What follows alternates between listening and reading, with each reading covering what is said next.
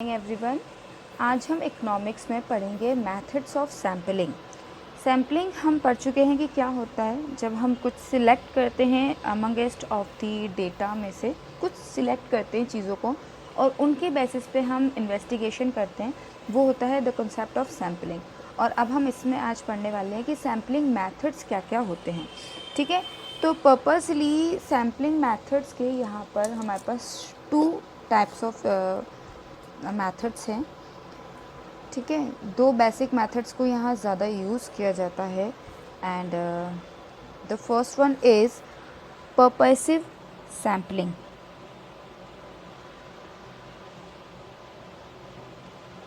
ठीक है, purposive sampling क्या मेथड होती है। ये उस तरह का मेथड होता है जिसमें इन्वेस्टिगेटर पर्पसली सिलेक्ट करता है कुछ टिपिकल आइटम्स को।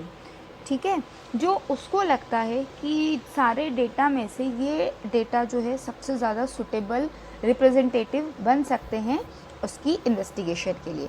ठीक है, तो हम इसमें यहाँ लिख सकते हैं शॉर्ट में समझने के लिए, सिलेक्ट टिपिकल आइटम्स। ठीक है, जो उसको लगता है क्या हो सकते हैं, which may be best suitable representatives.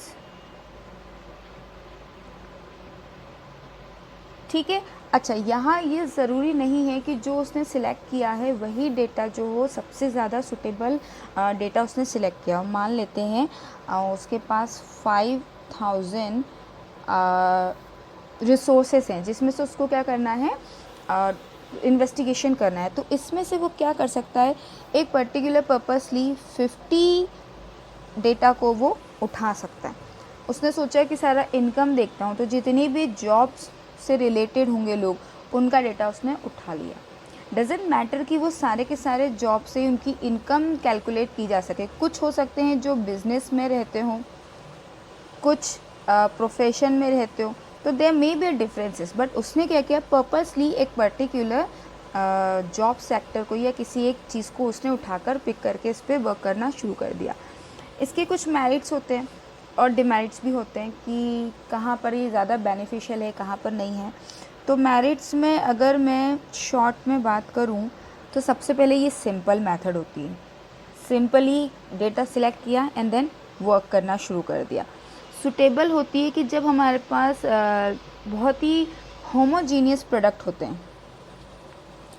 Suitable for homogeneous product. Homogeneous मतलब एक जैसी चीज़ें होंगी, एक जैसा ही डेटा करना है। इसे सिर्फ अर्न देखनी थी, इनकम देखनी थी, तो उस जगह ये बेहतर रहता है।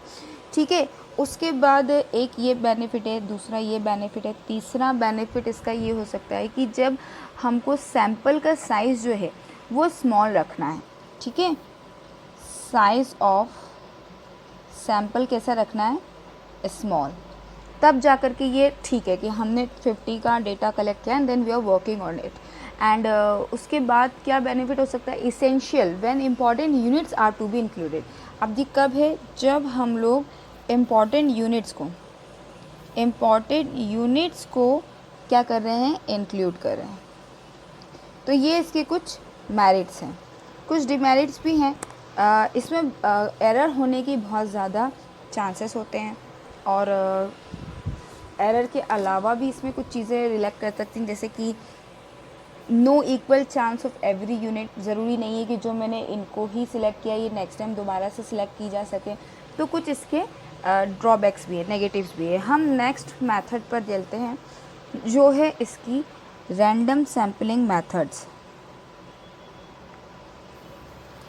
Random sampling method.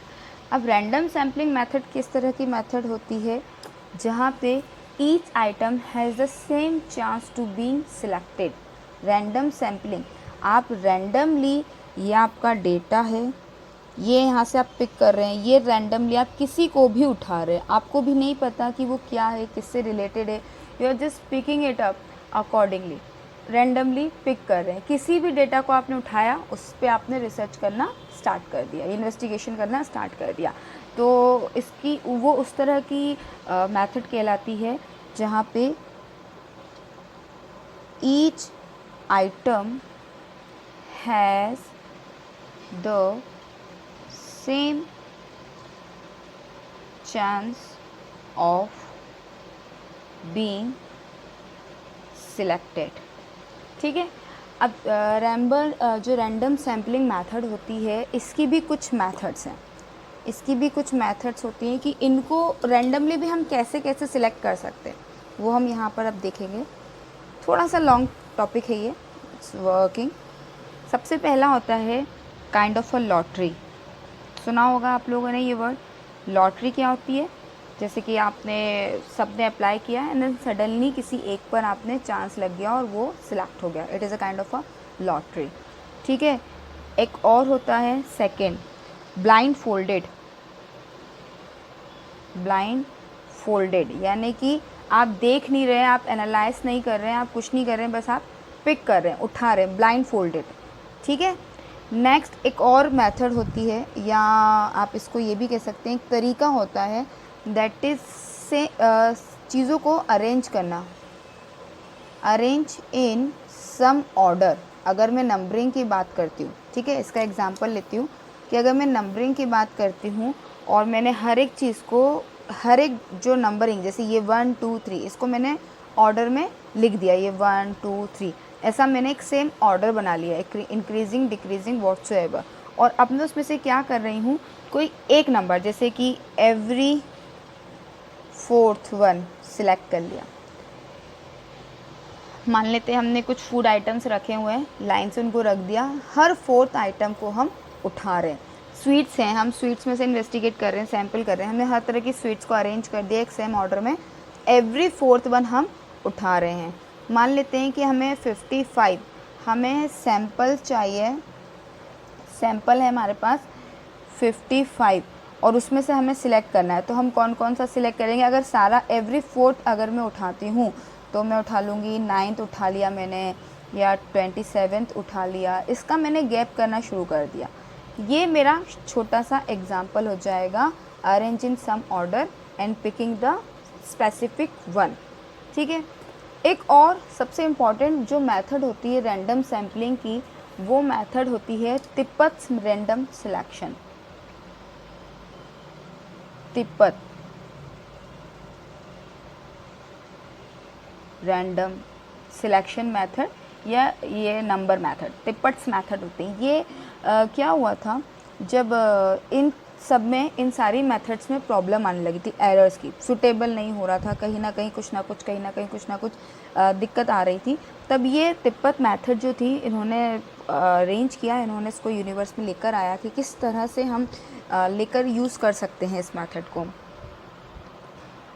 तो इसमें होता ये है कि तिब्बत ने क्या किया था, कुछ फिगर दिए थे नंबर को, ठीक है, कुछ समथिंग 10,400 फिगर नंबर्स बनाए और उनमें से उन्होंने सिलेक्ट किया 41,000, ठीक है, ये नंबर्स डिसाइड किए उन्होंने, और 41,600 जो डिजिट थी ये इन्होंने सिलेक्ट की।